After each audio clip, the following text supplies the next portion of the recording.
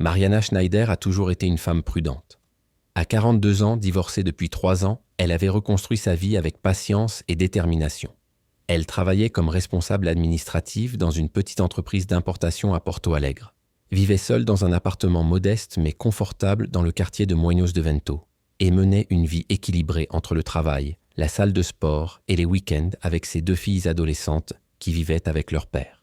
Mais la solitude était son compagnon permanent. Pas la solitude désespérée qui pousse les gens à faire des folies, mais cette solitude silencieuse qui s'installe le vendredi soir quand on se rend compte qu'on n'a personne avec qui partager les petites victoires de la journée. C'est cette solitude qui l'a poussé, un soir pluvieux d'avril 2023, à créer un profil sur une application de rencontres internationales. Je ne cherchais pas quelque chose de sérieux, avoua Mariana plus tard à sa meilleure amie Juliana Koch. Je voulais juste discuter, rencontrer différentes personnes, pratiquer mon français, qui était rouillé depuis mes études. Je n'aurais jamais pensé que cela changerait tout. Le profil de Laurent Dubois est apparu sur l'écran du téléphone portable de Mariana un mardi soir. La photo montrait un homme d'une 50aine d'années, aux cheveux gris soignés, aux yeux bleus pénétrants et au sourire qui dégageait à la fois sophistication et chaleur humaine. Il portait un pull à col roulé gris et était assis dans ce qui semblait être un café parisien avec la tour Eiffel en arrière-plan. La description du profil était simple mais attachante. Architecte à la retraite, veuf depuis 2 ans, père d'une fille adulte qui vit à Lyon. J'aime la littérature française, le jazz, les promenades sur les quais de Seine et les conversations profondes sur la vie. Je recherche quelqu'un qui apprécie les choses simples et les relations authentiques. La vie est trop courte pour les superficialités. Mariana hésita quelques secondes avant de cliquer sur « J'aime ». Ce profil avait quelque chose qui le distinguait des autres. Une authenticité qui contrastait avec les profils remplis de pauses à la salle de sport et de phrases toutes faites sur « vivre la vie intensément ». Laurent semblait être un homme de substance, quelqu'un qui avait suffisamment d'expérience pour savoir ce qui était vraiment important. La réponse arriva en moins d'1 heure. « Bonsoir Mariana. Quel plaisir de rencontrer une Brésilienne qui parle français. J'ai vu dans votre profil que vous travaillez dans le domaine de l'importation. Cela doit être fascinant d'être en contact avec différentes cultures chaque jour. Parlez-moi davantage de vous. » Ce qui avait commencé par un échange de messages courtois s'est rapidement transformé en conversation de plusieurs heures. Laurent était éloquent, attentif et s'intéressait sincèrement à la vie de Mariana. Il lui posait des questions sur ses filles, son quotidien, ses rêves mis de côté. Il lui racontait des anecdotes sur sa vie à Paris, sur les projets architecturaux qu'il avait développés au cours de ses 30 ans de carrière, sur la douleur d'avoir perdu sa femme des suites d'un cancer agressif. Il ne parlait jamais uniquement de lui, expliqua Mariana plus tard. Il veillait toujours à l'équilibre dans les conversations. Il me donnait le sentiment d'être vue et comprise. Il disait que j'avais une âme ancienne et qu'il était rare de trouver quelqu'un avec autant de profondeur émotionnelle. 3 semaines après leur premier contact, Laurent proposa de passer aux appels vidéo. Mariana a accepté, à la fois nerveuse et excitée. Le premier appel a duré 4 heures. Laurent était exactement comme sur les photos. Élégant, charmant, avec cet accent français qui rendait chaque mot poétique. Il lui a montré son appartement à Montmartre, un espace élégant rempli de livres, de tableaux et de plantes. Il y avait des photos de lui avec une belle femme aux cheveux bruns, sa défunte épouse Isabelle. « Tu me rappelles Isabelle à bien des égards, » dit Laurent, les larmes aux yeux. « Ta gentillesse, ta force tranquille. » Isabelle disait toujours que lorsqu'une porte se ferme, l'univers ouvre une fenêtre. Peut-être es-tu cette fenêtre, Mariana. Les appels vidéo devinrent une habitude quotidienne. Mariana se levait 1 heure plus tôt pour prendre virtuellement son petit déjeuner avec Laurent, qui passait déjà son après-midi à Paris. Ils discutaient pendant leur déjeuner, qui coïncidait avec sa soirée. Et avant d'aller se coucher, ils avaient toujours une dernière conversation, parfois brève, parfois jusqu'aux petites heures du matin. Juliana, la meilleure amie de Mariana, commença à s'inquiéter. « Marie, tu connais à peine cet homme. Comment sais-tu qu'il est sien celui qu'il prétend être ? As-tu déjà pensé à faire des recherches et à demander à quelqu'un de vérifier s'il habite vraiment là où il dit habiter ?» Mariana était agacée par ces questions. « Ju, je ne suis pas naïve. Nous nous appelons tous les jours par vidéo. Il me montre sa vie, j'ai fait la connaissance de sa fille par vidéo. Es-tu jalouse parce que j'ai enfin trouvé quelqu'un de spécial ? » La vérité, c'est que Mariana était amoureuse. Laurent avait comblé un vide dont elle ignorait même l'existence. Il lui donnait le sentiment d'être à nouveau désirable, intéressante et vivante. Lorsqu'il a commencé à parler d'amour, de destin et d'âmes sœurs qui se trouvent à travers les continents, Mariana s'est lancée tête baissée dans cette histoire romantique. 2 mois après leur première rencontre, lors d'un appel vidéo particulièrement émouvant, Laurent lui fit une proposition qui allait tout changer. « Mariana, mon amour, je ne supporte plus cette distance. J'ai besoin de te toucher, de te serrer dans mes bras, de te regarder vraiment dans les yeux. Je sais que c'est fou, que ça va vite, mais quand on arrive à mon âge, on apprend à ne pas perdre de temps. Viens à Paris, passe une semaine avec moi. Je veux te faire découvrir la ville, te présenter à ma famille, afin que nous puissions commencer à construire notre avenir ensemble. » Le cœur de Mariana s'est mis à battre plus fort. Une semaine à Paris avec l'homme qu'elle aimait. C'était comme un conte de fées qui devenait réalité. « Je paierai ton billet, poursuivit Laurent. Tu logeras dans mon appartement. Tu n'auras rien à dépenser. Tu n'auras qu'à apporter ta belle âme. Qu'en dis-tu? Pouvons-nous nous donner rendez-vous le mois prochain? » Mariana avait des économies pour les urgences. L'argent pour le billet d'avion ne serait pas un problème. Elle pourrait prendre une semaine de vacances. Ses filles resteraient chez leur père. Il n'y avait pas vraiment d'obstacle, juste la peur de l'inconnu. « Je dois y réfléchir, répondit-elle, mais ils savaient tous les deux que ce n'était qu'une question de temps. Cette nuit-là, Mariana eut du mal à dormir. Elle fixait le plafond de sa chambre, son téléphone portable à côté d'elle, et relisait les messages de Laurent. « Je t'aime, ma belle brésilienne. Tu es le nouveau départ dont je ne savais pas que j'avais besoin. J'ai hâte de te serrer dans mes bras. » 3 jours plus tard, Mariana achetait son billet. Porto Alegre Paris, avec escale à São Paulo. Départ le 15 juillet, retour le 22 juillet. Une semaine qui promettait le début d'une nouvelle vie. Ce que Mariana ignorait et ne pouvait pas savoir, c'est que Laurent Dubois n'était pas architecte. Il n'était pas veuf. Il n'habitait pas à Montmartre. Et il ne s'appelait même pas Laurent. L'appartement chic qu'il lui avait montré lors de leurs appels vidéo était un Airbnb loué à l'heure pour créer l'illusion parfaite. Les photos avec Isabelle provenaient d'un couple inconnu et avaient été tirées d'un profil commémoratif sur un réseau social français. L'homme que Mariana aimait était en réalité Karim Al-Mansour, un Tunisien de 38 ans avec un long passé de tromperies amoureuses sur 3 continents. Et l'appartement à Montmartre, où Mariana voulait passer une semaine romantique, n'existait pas parmi les adresses fournies par Laurent. Mais en cette soirée de juin, alors que Mariana faisait sa valise avec des vêtements légers et des chaussures confortables pour se promener dans les rues de Paris, elle n'avait aucune idée du cauchemar qui l'attendait. Elle était simplement une femme amoureuse sur le point de se lancer dans l'aventure de sa vie. Ce qui allait se passer au cours des 7 jours suivants a non seulement choqué sa famille, mais a également déclenché une enquête internationale qui a mis au jour un réseau criminel bien plus sinistre que quiconque n'aurait pu l'imaginer.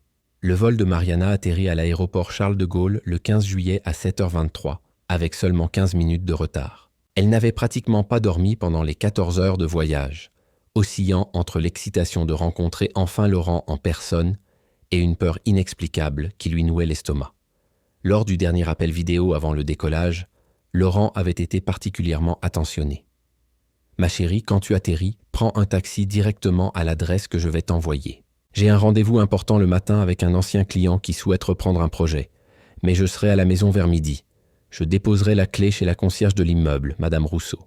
Elle sait déjà que tu viens. Entre, prends une douche, repose-toi du voyage. Quand j'arriverai, nous irons manger dans le bistrot que je t'ai montré, le consulat. J'ai hâte de te serrer enfin dans mes bras. » Mariana trouvait étrange qu'on ne vienne pas la chercher à l'aéroport. Mais Laurent lui expliqua que cette rencontre était prévue depuis des mois et qu'il s'agissait d'une somme d'argent importante. « Si je pouvais l'annuler, je le ferais. Mais c'est mon gagne-pain, mon amour. Tu me pardonnes? Je te promets de rattraper chaque seconde passée loin de toi. » Lorsque Mariana passa le contrôle des passeports français, son cœur battit plus fort lorsque l'agent tamponna son passeport. Elle était vraiment là, à Paris, prête à commencer une nouvelle vie. Le taxi traversa les rues de la capitale française, tandis que le soleil matinal illuminait les boulevards encore relativement vides. Mariana pressa son visage contre la vitre et s'imprégna de chaque détail. Les cafés avec leurs chaises en osier sur les trottoirs, les boulangeries d'où émanait l'odeur du pain frais, les immeubles haussmanniens avec leurs balcons en fer forgé. C'était exactement comme dans les films, comme sur les photos que Laurent lui avait montrées pendant des mois. L'adresse que Laurent lui avait envoyée se trouvait rue Le Pic, une charmante rue au cœur de Montmartre. Le taxi s'arrêta devant un immeuble de 6 étages à la façade beige et aux hautes fenêtres au volet bleu marine. Mariana paya les 55 € de la course, prit sa valise et respira profondément avant d'appuyer sur la sonnette marquée « Concierge ». Personne ne répondit. Elle sonna à nouveau, attendit 2 minutes et sonna une 3e fois. Rien. Elle regarda son téléphone portable. Il était 8h40. Elle envoya un message à Laurent. « Chérie, je suis arrivée, mais la concierge n'ouvre pas. Que dois-je faire ?» La réponse arriva après 5 minutes qui lui semblèrent une éternité. C'est étrange. Elle devrait être là. Parfois, elle va acheter du pain tôt le matin. Attends encore quelques minutes. Elle reviendra sûrement bientôt. Je suis désolé, ma chérie. Cette réunion est plus compliquée que je ne le pensais. Mariana s'assit sur sa valise sur le trottoir et regarda les rues s'animer de plus en plus. Des touristes, appareils photo autour du cou, montaient vers la basilique du Sacré-Cœur. Les habitants sortirent de chez eux avec leurs sacs de course. 1 heure passa, puis 2. À 10h30, déjà mal au dos à force d'être assise sur sa valise et avec 23% de batterie sur son téléphone, Mariana appela Laurent. Il ne répondit pas. Elle lui envoya un message. Pas de réponse. 15 minutes plus tard, elle reçut une réponse. « Chérie, la réunion est impossible. Le client veut tout renégocier. Je ne peux pas parler maintenant. Madame Rousseau n'est-elle toujours pas arrivée ? Quelle situation horrible. Je suis désolé. » Un monsieur âgé qui quittait le bâtiment s'arrêta en voyant Mariana assise là, visiblement épuisée. « Mademoiselle, vous allez bien ? Je peux vous aider ?» Avec son français rouillé, Mariana expliqua qu'elle attendait la concierge. L'homme fronça les sourcils. « Madame Rousseau ? Mais elle est partie chez sa fille à Nice. Elle sera absente pendant 2 semaines. Tout le monde le sait dans l'immeuble. » Mariana sentit son estomac se nouer. « Êtes-vous sûr ? Mon ami habite ici. Laurent Dubois, appartement 4B. » L'expression de l'homme passa de la compassion à la confusion. « Appartement 4B ? Mademoiselle, cet appartement est loué depuis 6 mois à un jeune couple anglais. Je ne connais aucun Laurent Dubois dans cet immeuble. » Le monde de Mariana se mit à tourner. Ses mains tremblaient lorsqu'elle prit son téléphone portable et rappela Laurent. Rien. Un autre message. « Laurent, quelque chose ne va pas. La concierge est en voyage et l'appartement 4B ne t'appartient pas. Peux-tu m'expliquer ce qui se passe ? J'ai très peur. » 20 minutes de silence. Puis une réponse qui fit se glacer le sang de Mariana. « Ma chérie, excuse cette confusion. Je me suis trompé d'adresse. Tu es rue Le Pic, n'est-ce pas ? J'habite aussi rue Le Pic, mais à un autre numéro. Je suis un idiot. J'étais tellement nerveux à propos de cette rencontre que je t'ai donné la mauvaise adresse. La bonne adresse est 156 rue Le Pic. Prends un taxi et va là-bas. Je suis désolé, ma chérie. Cette journée est un cauchemar. » Quelque chose en Mariana lui criait que ce n'était pas vrai. Mais elle était épuisée, désorientée, et la partie d'elle-même qui voulait encore croire que tout cela n'était qu'un malentendu était plus forte. Elle prit un autre taxi. Le 156 rue Le Pic était un immeuble plus petit et plus simple, avec une porte d'entrée qui donnait directement sur un couloir sans concierge. Laurent lui avait envoyé un code pour l'interphone, 4718. La porte se déverrouilla. Mariana monta l'escalier étroit jusqu'au 3e étage, où une porte était entr'ouverte. « Laurent ?» appela-t-elle en poussant doucement la porte. L'appartement était vide. Complètement vide. Pas de meubles, pas de plantes comme elle avait vu dans les appels vidéo, pas de tableaux, pas de livres. Seulement des murs blancs et une odeur de renfermé. L'air froid du matin s'engouffrait par une fenêtre cassée. À ce moment-là, le téléphone de Mariana sonna. Ce n'était pas Laurent. C'était un numéro brésilien inconnu. « Allô ? Mariana Schneider ?» La voix était féminine, professionnelle, avec un accent de Rio de Janeiro. « Oui, qui est à l'appareil. Je m'appelle Delegada Renata Costa, de la police fédérale. Madame Schneider, restez calme et écoutez-moi attentivement. Êtes-vous actuellement à Paris ? Oui, mais comment ? Comment le savez-vous ? Nous avons reçu un appel anonyme nous informant que vous pourriez être en danger. Depuis combien de temps êtes-vous en contact avec Laurent Dubois ? » L'appartement vide semblait tourner autour de Mariana. 3 mois. C'est mon petit ami. Que se passe-t-il ? Il y eut un silence. Puis la policière dit prudemment. Madame Schneider, Laurent Dubois n'existe pas. L'homme à qui vous avez parlé est en réalité Karim Al-Mansour, un criminel recherché par Interpol pour chantage, enlèvement et traite d'êtres humains. Il utilise de faux profils pour attirer des femmes en Europe. Mariana sentit ses jambes fléchir. Elle glissa le long du mur jusqu'à s'asseoir sur le sol froid et sale de l'appartement vide. « Ce n'est pas possible, murmura-t-elle. Nous avons passé des appels vidéo. J'ai vu sa vie. J'ai rencontré sa fille. Des appartements loués temporairement, des actrices engagées. C'est une escroquerie sophistiquée. Madame Schneider, où vous trouvez-vous exactement en ce moment? J'ai besoin de l'adresse exacte. Mariana donna l'adresse d'une voix tremblante. La policière parla à quelqu'un en arrière-plan, puis reprit le téléphone. Nous avons contacté la police française. Ils vous envoient une unité. En attendant, vous devez rester dans cet appartement. Ne sortez pas. Ne répondez pas aux messages de Laurent ou d'autres numéros inconnus. Vous avez compris? Mais je ne comprends pas. Pourquoi? Pourquoi me ferait-il ça? Avant que la policière n'ait pu répondre, Mariana entendit des pas dans l'escalier. Des pas lourds. Ils montèrent les marches en direction de l'appartement. « Quelqu'un arrive », murmura-t-elle dans le téléphone, la voix tremblante de peur. « Mariana, écoutez-moi bien », dit rapidement la policière. « Verrouillez immédiatement la porte. Y a-t-il une serrure ?» Mariana courut vers la porte, mais il était trop tard. Un homme apparut dans l'embrasure. Ce n'était pas Laurent. Il était plus jeune, plus petit, avait une barbe épaisse et des yeux sombres et froids. Il souriait, mais ce sourire n'était pas chaleureux. « Bonjour Mariana », dit-il en français avec un accent arabe. « Laurent m'a demandé de venir vous chercher. Il y a eu un changement de programme. » Mariana recula, le téléphone toujours à la main. « Qui êtes-vous » L'homme s'approcha, et Mariana remarqua alors qu'il n'était pas seul. Un autre homme, plus grand, bloquait désormais l'entrée. La porte se referma derrière eux. « Posez le téléphone », ordonna le premier homme, qui ne souriait plus. « Tout de suite. » À l'autre bout du fil, la commissaire Renata criait des instructions, mais sa voix semblait venir de très loin. Mariana regarda le téléphone, puis les deux hommes, et fit la seule chose que son instinct lui dictait. Elle jeta l'appareil par la fenêtre brisée. Le dernier bruit qu'elle entendit avant de sentir une main se poser sur sa bouche fut celui du téléphone portable qui s'écrasait sur le trottoir 3 étages plus bas. Mariana se réveilla avec un mal de tête lancinant et la bouche sèche. Elle ne savait pas combien de temps s'était écoulé. Ses mains étaient attachées derrière son dos avec une sorte de corde rugueuse qui lui entaillait la peau à chaque mouvement. Un bandeau recouvrait ses yeux, la plongeant dans l'obscurité totale. La première chose qu'elle remarqua fut l'odeur, de la moisissure, de l'urine et quelque chose de chimique qui lui brûlait le nez. Elle était allongée sur quelque chose de dur et de froid, probablement un sol en béton. Elle entendait des voix au loin, des hommes qui parlaient arabe, des rires occasionnels, le bruit d'une télévision. Elle s'est réveillée, dit une voix en français, plus proche que Mariana ne l'avait prévu. Des mains rugueuses la tirèrent en position assise. Mariana gémit de douleur. Tout son corps lui faisait mal, en particulier son épaule droite. Elle se souvenait vaguement s'être débattue dans l'appartement vide, avoir essayé de crier, avoir senti une piqûre dans son cou, puis plus rien.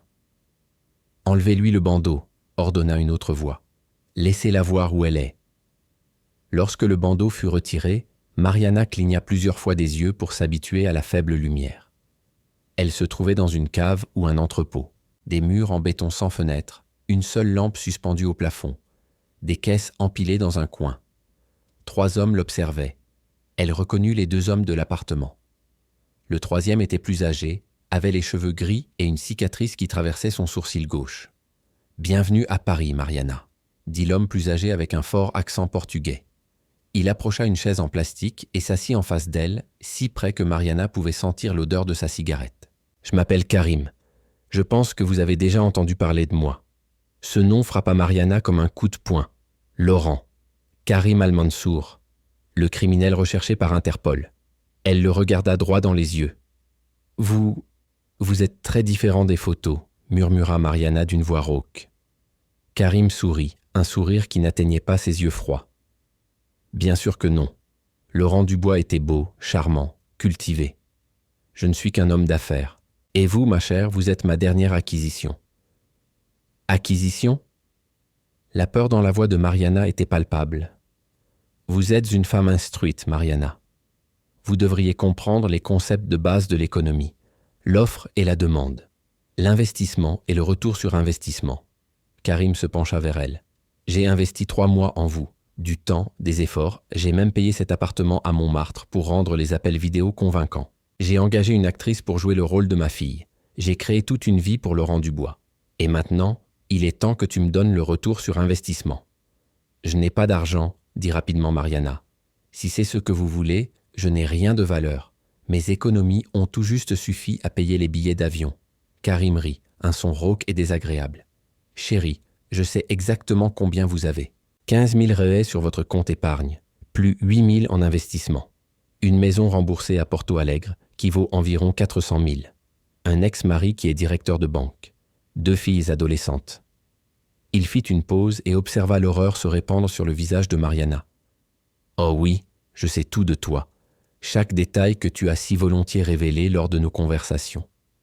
Chaque faiblesse que tu as dévoilée. Mes filles, murmura Mariana, les larmes coulant sur ses joues. S'il vous plaît, laissez mes filles en dehors de tout ça. Tes filles sont en parfaite sécurité au Brésil. Pour l'instant. Karim se leva et fit le tour d'elle comme un prédateur autour de sa proie. Voici ce qui va se passer. Tu vas appeler ton ex-mari. Vous lui direz que vous allez bien, que Paris est merveilleux, mais que vous avez trouvé une opportunité d'investissement incroyable. Un appartement à Montmartre, en dessous du prix du marché. Mais vous devez vous décider rapidement. 50 000 €. Il transférera l'argent sur un compte que nous vous indiquerons. Il ne me croira jamais. Roberto me connaît. Il remarquera que quelque chose ne va pas. Alors vous devrez être convaincante. Karim fit signe à l'un des hommes, qui lui apporta un téléphone portable. Vous avez une fille de 14 ans qui s'appelle Laura. Elle porte un appareil dentaire. Elle a une tache de naissance sur l'épaule gauche. Elle fréquente l'Escola Farroupilha. Tous les mardis et jeudis, elle a un cours de danse classique à 16h à l'Academia Movimento, rue Ramiro Barcelos. Mariana sentit son sang se glacer. Il savait où se trouvait sa fille. À quelle heure? Quel jour? La précision des détails était effrayante. « Vous ne leur ferez rien », dit Mariana en essayant de paraître ferme, mais sa voix trahissait sa panique. « La police est au courant. La police fédérale brésilienne m'a appelé. Ils savent qui vous êtes. Ils me recherchent. » Karim ne semblait pas du tout inquiet. « Ah oui, la commissaire Renata Costa. Très professionnelle, très dévouée. » Il sourit. « Elle peut la chercher autant qu'elle veut. Où crois-tu qu'elle soit?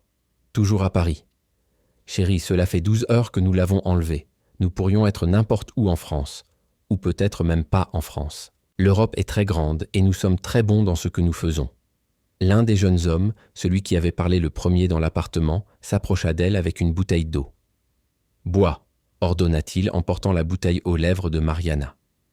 Elle but goulûment et ne réalisa à quel point elle était déshydratée qu'une fois l'eau dans sa bouche. « Tu as de la chance, tu sais », continua Karim en allumant une cigarette. « J'ai déjà eu ici des femmes qui ont été vendues. Oui, vendues. À des réseaux qui les utilisent d'une manière que tu ne peux même pas imaginer. Mais toi, Mariana, tu as une autre valeur. Tu as une famille qui se soucie de toi, des ressources auxquelles on peut accéder. Donc si tu coopères, si tu fais exactement ce que je te dis, tu peux t'en sortir vivante et relativement indemne. » « Relativement », répéta Mariana, le mot ayant un goût amer dans la bouche. « Je ne vais pas te mentir, » dit Karim en soufflant de la fumée. « Tu vas devoir souffrir un peu. Nous avons besoin de signes de vie convaincants pour ta famille. Quelques larmes, un peu de peur visible. Mais si vous coopérez, nous resterons civilisés. Si vous résistez... » Il laissa la menace en suspens. Mariana ferma les yeux et tenta de mettre de l'ordre dans ses pensées malgré sa peur. La commissaire Renata savait qu'elle était en danger. La police française avait été alertée. Mais combien de temps faudrait-il avant qu'elle soit retrouvée? Et que lui feraient ces hommes entre-temps? Combien? Demanda soudain Mariana en ouvrant les yeux pour regarder Karim. À combien de femmes avez-vous fait ça? Karim sembla vraiment surpris par la question. Puis il sourit, un sourire presque fier. Vous seriez la 47e, en 8 ans. Différents pays, différentes méthodes, mais le principe est toujours le même. Les femmes seules sont le marché le plus lucratif au monde. Vous voulez tellement croire en l'amour, aux secondes chances, aux contes de fées. Il se pencha à nouveau vers elle. Et je vous donne cela, pendant un certain temps, jusqu'à ce que je ne le fasse plus. Parmi les 46 précédentes, combien ont survécu? Mariana chercha ses mots. Le sourire de Karim disparut. Ce n'est pas une question intelligente à poser dans votre situation. Le silence qui suivit était plus effrayant que n'importe quelle réponse. Mariana comprit alors l'ampleur réelle de son cauchemar. Elle n'était pas seulement entre les mains d'un escroc. Elle était entre les mains d'un tueur en série qui avait perfectionné sa méthode au fil des ans sur des dizaines de victimes. « Assez parlé, » dit Karim en se levant brusquement. « Rachid, prépare la caméra. Nous allons enregistrer notre premier message à la famille de Mariana. » « Et Mariana ?» Il lui saisit le menton et la força à le regarder dans les yeux. « Vous allez pleurer de manière très convaincante. Vous allez supplier votre ex-mari de payer. Car s'il ne paie pas, s'il fait appel à la police, s'il essaie de jouer les héros. » Il serra plus fort, ses ongles s'enfonçant dans sa peau. « Vos filles grandiront sans mère. Et ce sera de votre faute parce que vous n'avez pas coopéré. » Pendant que Rachid installait une caméra sur un trépied de fortune, Mariana remarqua quelque chose de crucial. Karim avait commis une erreur. Une petite erreur, mais une erreur tout de même. Il avait mentionné le nom de l'école de Laura. L'Escola Farroupilha. Mais Mariana n'avait jamais mentionné le nom de l'école à Laurent. Elle avait parlé de ses filles, de leur quotidien, mais n'avait jamais révélé de détails aussi précis. Cela signifiait que Karim avait d'autres sources d'informations. Il avait fait des recherches au-delà des conversations. Cela signifiait qu'il y avait des traces numériques, des recherches, peut-être même des complices au Brésil. Et les traces numériques pouvaient être suivies par la police. C'était peu, très peu. Mais c'était une lueur d'espoir dans un abîme de désespoir. « Êtes-vous prête ?» demanda Karim en se plaçant derrière la caméra. « N'oubliez pas, soyez convaincante. La vie de vos filles pourrait dépendre de votre performance. » Le voyant rouge de la caméra s'alluma. Et Mariana, le visage baigné de larmes, commença à parler. Roberto Schneider était en réunion avec la direction de la banque lorsque son téléphone portable vibra pour la 10e fois en 5 minutes. Agacé, il s'excusa et quitta la salle de conférence. 17 appels manqués, 23 messages, tous provenant de numéros inconnus, de la police fédérale et de Juliana, la meilleure amie de Mariana. Le dernier message audio de Juliana lui glaça le sang. Roberto, pour l'amour de Dieu, répond au téléphone. Mariana est en danger. La police fédérale est chez nous. Il s'agit de cet homme de Paris. Il n'existe pas. Tout cela n'est qu'un piège. Réponds au téléphone, s'il te plaît. Roberto appela immédiatement le numéro de la police fédérale que Juliana lui avait envoyé. Une femme répondit après la première sonnerie. « Monsieur Schneider, je suis la commissaire Renata Costa. Nous devons parler de toute urgence de votre ex-femme Mariana. » 15 minutes plus tard, Roberto était dans sa voiture et roulait à toute vitesse vers le quartier général de la police fédérale à Porto Alegre, les paroles de la commissaire résonnant dans sa tête. Karim Al-Mansour, réseau international de traite d'êtres humains. 46 anciennes victimes, lieu de séjour inconnu. À son arrivée au quartier général, il fut immédiatement conduit dans une salle d'opération où l'attendait la commissaire Renata, une femme d'une 40aine d'années, aux cheveux sévèrement tirés en arrière et au regard intense, ainsi que 3 autres agents et 2 enquêteurs d'Interpol connectés par vidéoconférence. « Monsieur Schneider, merci d'être venu aussi rapidement, » dit Renata en lui indiquant une chaise. « Restez calme pendant que je vous montre cela. Nous avons reçu cette vidéo il y a 20 minutes. » Elle tourna un ordinateur portable dans sa direction. Sur l'écran, figé sur la première image, on pouvait voir Mariana. Roberto retint son souffle. Elle était assise sur le sol en béton, les mains visiblement attachées derrière le dos, le visage baigné de larmes, une petite coupure au-dessus du sourcil gauche. « Dois-je voir cela ?» demanda Roberto d'une voix brisée. « Malheureusement, oui. Nous avons besoin de votre avis. Depuis combien de temps connaissez-vous Mariana ? » ?»« Depuis 22 ans. Nous avons été mariés pendant 17 ans. » « Alors vous connaissez ses particularités, ses expressions faciales. Nous devons savoir si elle essaie de nous transmettre un message codé dans cette vidéo. » D'une main tremblante, Roberto appuya sur « Play ». La voix de Mariana était tremblante mais claire. « Roberto, c'est moi. Je sais que tu dois être effrayé, mais j'aimerais que tu m'écoutes calmement. J'ai commis une terrible erreur. L'homme que j'ai rencontré, Laurent, n'est pas celui qu'il prétend être. Je me trouve dans une situation très difficile et j'ai besoin de ton aide. Ces gens veulent 50 000 €. Je sais que c'est beaucoup d'argent, mais s'il te plaît, n'appelle pas la police. Ils ont dit que si tu prévenais les autorités, ils feraient du mal aux filles. » Roberto eut un haut le cœur. « Aux filles ? Ont-ils menacé Laura et Sofia ? » « Continue à regarder, » lui ordonna Renata. Dans la vidéo, Mariana poursuivait. « Ils t'enverront des instructions pour transférer l'argent. S'il te plaît, Roberto, pour le bien de nos filles, fais ce qu'ils demandent. N'essaie pas de me retrouver. N'essaie pas de jouer les héros.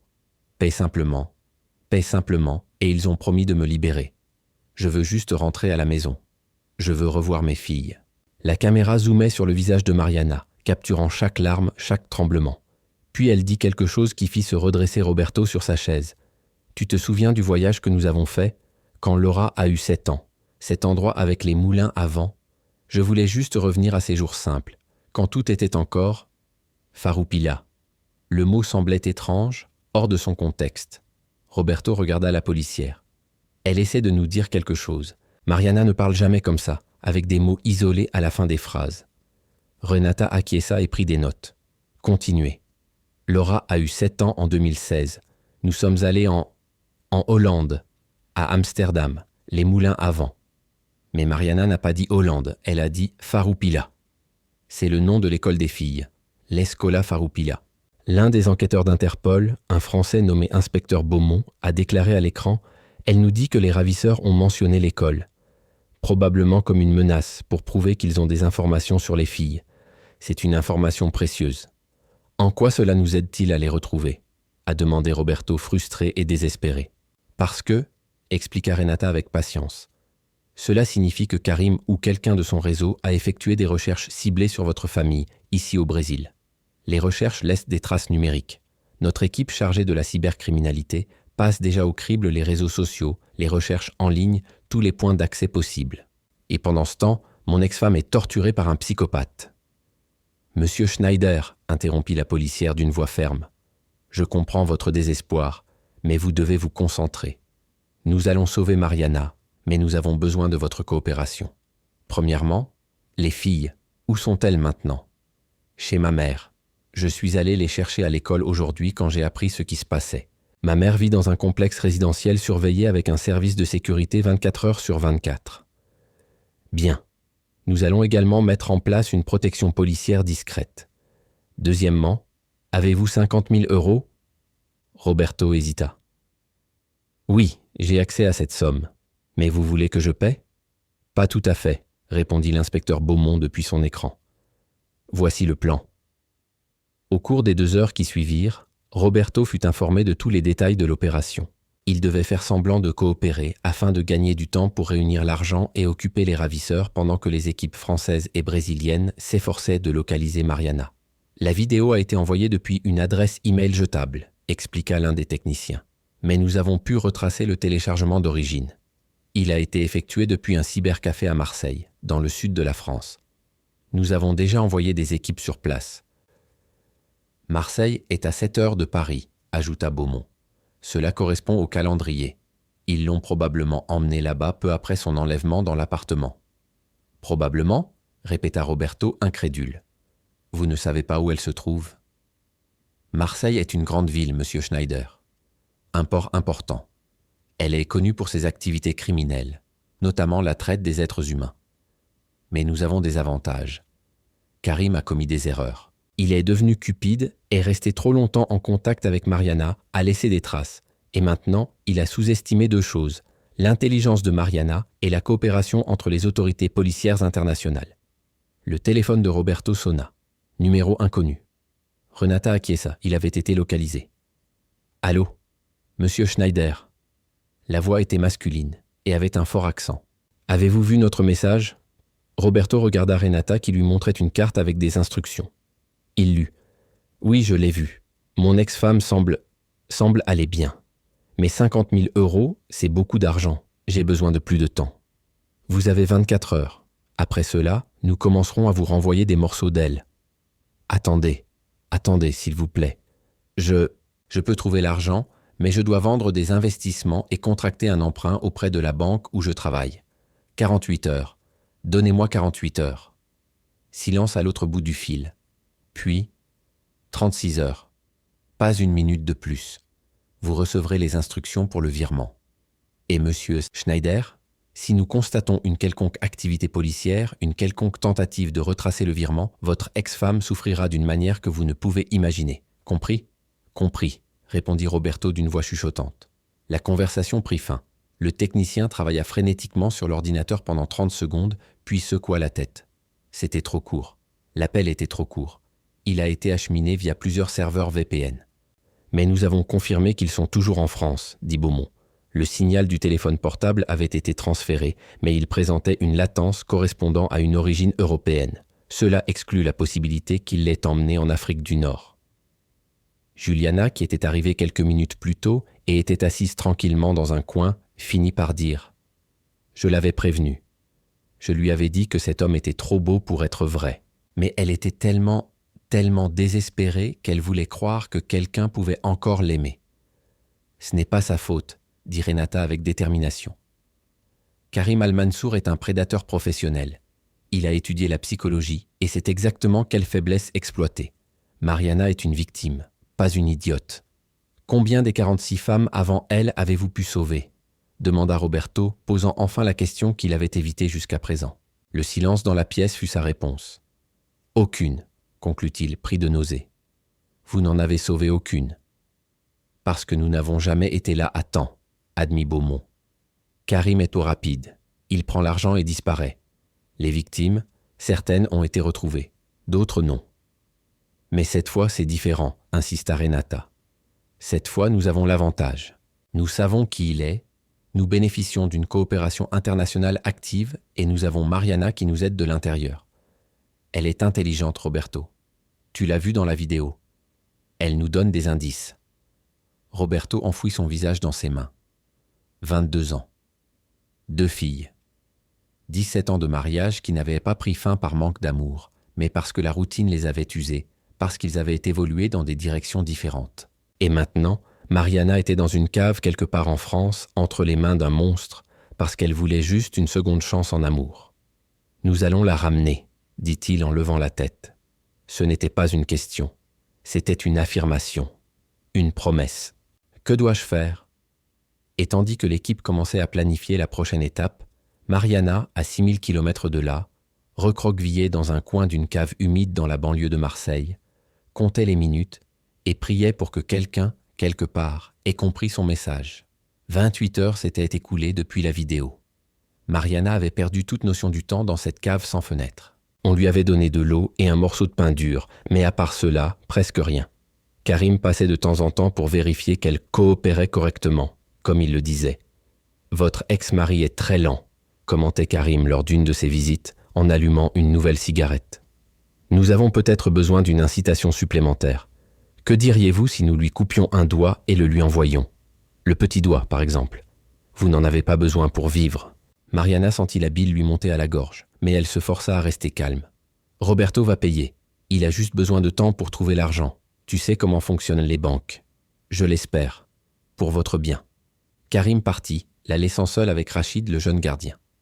Au cours des dernières heures, Mariana avait remarqué quelque chose chez lui. Il évitait de la regarder directement. Il semblait mal à l'aise face à la situation. « Rachid, murmura-t-elle lorsqu'elle fut sûre qu'ils étaient là seuls. « Avez-vous des sœurs ?» Il ne répondit pas, mais ses épaules se crispèrent. « J'ai 2 filles, poursuivit Mariana à voix basse. Laura a 14 ans, Sophia a 16 ans. Elles doivent être terrifiées en ce moment, car elles ne savent pas si elles reverront un jour leur mère. Voulez-vous vraiment être impliqué dans tout ça ? Taisez-vous, murmura Rachid, mais sa voix ne semblait pas convaincante. Il n'est pas trop tard pour vous. Vous pouvez encore... La porte de la cave s'ouvrit brusquement. Mais ce n'était pas Karim. C'étaient 6 hommes vêtus de noir et portant des gilets pare-balles sur lesquels était inscrit « Police ». Le premier cria en français « GIGN », au sol, les mains derrière la tête. Tout se passa simultanément au ralenti et à une vitesse folle. Rachid tenta de saisir une arme, mais il fut maîtrisé en quelques secondes. Des cris retentirent dans toute la maison. Des coups de feu. Mariana s'est jetée au sol et a couvert sa tête avec ses bras toujours attachés.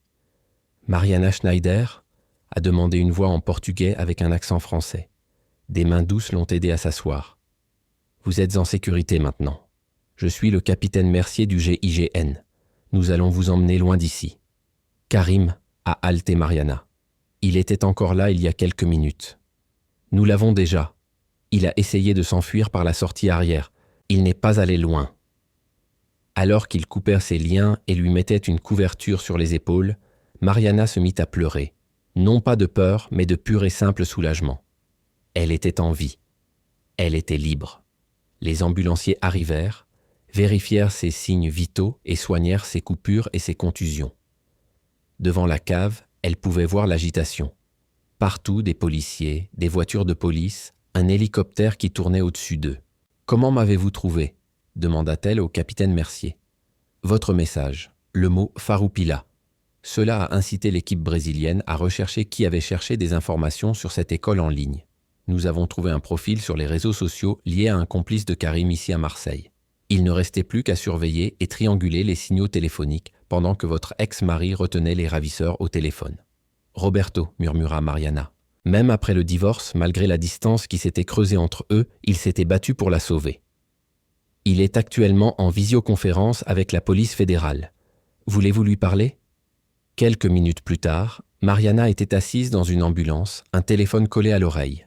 La voix de Roberto à l'autre bout du fil était brisée, émue. « Mariana, Dieu merci, Dieu merci. Roberto, je suis désolé. Pour tout, d'avoir été si stupide. Tu n'étais pas stupide. Tu voulais juste être aimé. Il n'y a rien de mal à cela. » Il fit une pause. « Les filles veulent te parler. Elles sont ici avec moi. » Puis Mariana entendit les voix de Laura et Sofia qui parlaient en même temps, pleuraient et disaient « Maman, maman, tu nous manques tellement. » Et elle pleura avec elle et serra le téléphone comme s'il s'agissait de l'objet le plus précieux au monde. Car c'était le cas. 3 mois plus tard, Mariana était assise dans un café à Porto Alegre, non loin de chez elle. De l'autre côté de la table, la chef de la police, Renata Costa, terminait son exposé sur l'évolution de l'affaire. « Karim Al-Mansour a été condamné à 28 ans de prison en France », a déclaré Renata. « Nous avons pu le relier à 17 cas confirmés d'enlèvement et d'extorsion. D'autres cas font actuellement l'objet d'une enquête. » Rachid, le plus jeune garde, a conclu un accord. Il coopère avec les autorités et va témoigner contre l'ensemble du réseau. « Et les autres femmes ?» demanda Mariana, même si elle savait que la réponse serait douloureuse. « Nous en avons retrouvé 5 qui étaient toujours portées disparues. 3 sont en vie, 2... » Renata n'eut pas besoin de terminer sa phrase. « Vous avez eu beaucoup de chance, Mariana, et beaucoup de courage. Ce message crypté vous a sauvé la vie. » Mariana remua son café d'un air pensif. « Je ne me sens pas courageuse. Je me sens stupide d'être tombée dans le piège. Vous n'êtes pas la première et vous ne serez pas la dernière. Karim était un professionnel. Il savait exactement sur quel bouton appuyer et quelle faiblesse exploiter. » Renata se pencha en avant. « Mais sais-tu ce que tu peux faire maintenant ? Raconter ton histoire. J'ai déjà reçu 3 invitations d'émissions de télévision qui veulent t'interviewer. Ton histoire peut aider d'autres femmes. » Mariana réfléchit. La honte initiale fit peu à peu place à autre chose, un sentiment d'utilité. Si le fait de partager sa douleur pouvait empêcher d'autres personnes de vivre la même chose, cela en valait peut-être la peine. « Je vais y réfléchir, dit-elle. » Après le départ de Renata, Mariana resta assise quelques minutes dans le café. Son téléphone sonna. C'était un message de Laura. « Maman, n'oublie pas que c'est notre soirée cinéma aujourd'hui. Sofia a choisi une comédie romantique horrible. J'ai besoin de toi à mes côtés. Haha, je t'aime. » Mariana sourit, un vrai sourire qu'elle n'avait pas ressenti depuis longtemps. Elle paya son café et sortit dans la rue ensoleillée de Porto Alegre. Elle était partie à Paris pour chercher l'amour et avait trouvé un cauchemar. Mais elle avait aussi trouvé quelque chose de plus important. Sa propre force, qu'elle ne savait pas posséder. Et elle comprit que l'amour qu'elle cherchait avait toujours été là, dans ses filles, dans ses amis, dans sa famille, qui avait remué ciel et terre pour la ramener. Laurent Dubois n'avait jamais existé. Mais Mariana Schneider, survivante, combattante, femme renaissante, elle était bien réelle. Et sa véritable histoire ne faisait que commencer. En se dirigeant vers sa voiture, Mariana effaça toutes les applications de rencontre de son téléphone. Pour l'instant, ça lui convenait. Plus que ça lui convenait. Elle était en vie.